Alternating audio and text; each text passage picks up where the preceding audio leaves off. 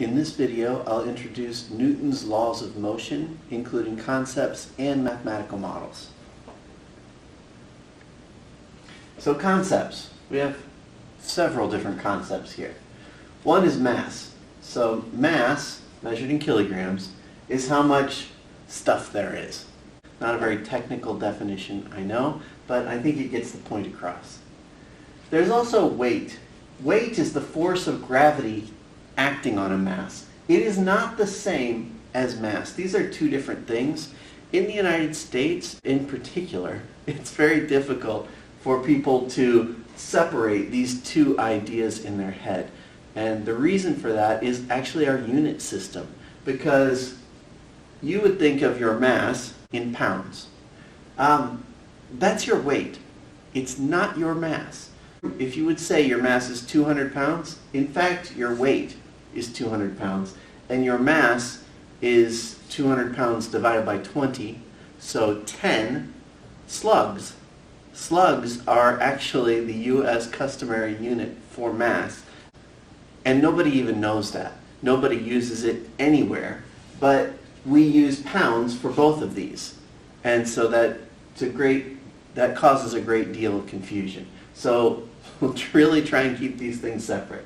Mass, kilograms, weight will be a force, and force is measured in newtons. Okay, so this is a primary reason why in physics class we don't use US customary units. We use these SI units because it helps us to differentiate between mass and force. That's one of the primary reasons. So what is a force? A force is a push or a pull. Again, it's a fairly simple definition, but it's effective. So some examples of force: gravity, we've already mentioned that one. Gravity or weight, which I will write as mg. So mg is gravity or weight. In the textbook they use a capital W. I do not use a capital W for weight, and that's because in about 2 chapters you're going to be introduced to work, and work is a capital W. So I will always call it mg. Some people use a capital F with a subscript g. There's a normal force, which I will use as a small n. So normal force is a push straight out from a surface. So there is a normal force from the floor pushing up on me right now. So the normal force direction is pushing up.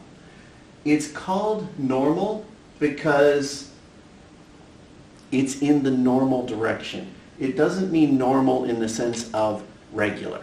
What it means is direction. If I have a flat surface, the normal direction to that surface is straight out. Okay? It's another word for perpendicular.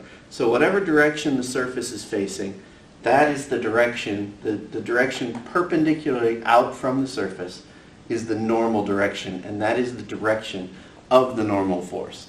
It's always a push, it is never a pull. Okay. The book uses capital N. I'm not going to use that because if I use a capital N for normal force and capital N for newtons, there's too much chance for confusion there. So I use a small n. A third one, tension. Tension is a pulling force. Normal always has to be a push. Tension is always a pull. So tension is a pulling force from a rope, a string, a chain, whatever, anything. And so the direction of a tension force is always along the length of the string.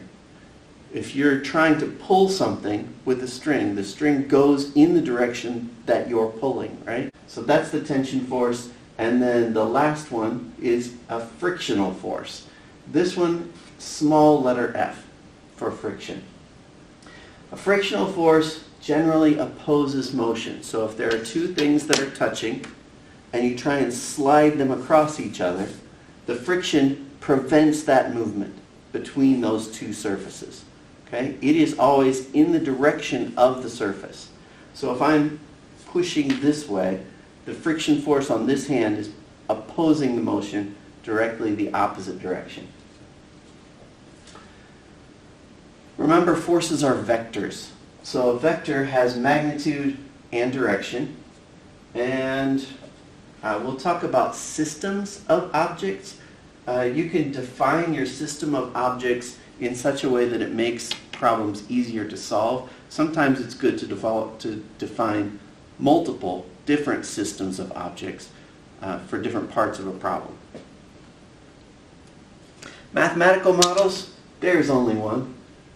This is the net force. Remember, it's a vector. And that's equal to this big sigma thing. If you've not seen that before, that means the sum of. And this symbol is the capital Greek letter sigma. So the net force is the sum of all of the forces, and that is equal to mass times the acceleration. So F equals ma, second most famous equation in physics.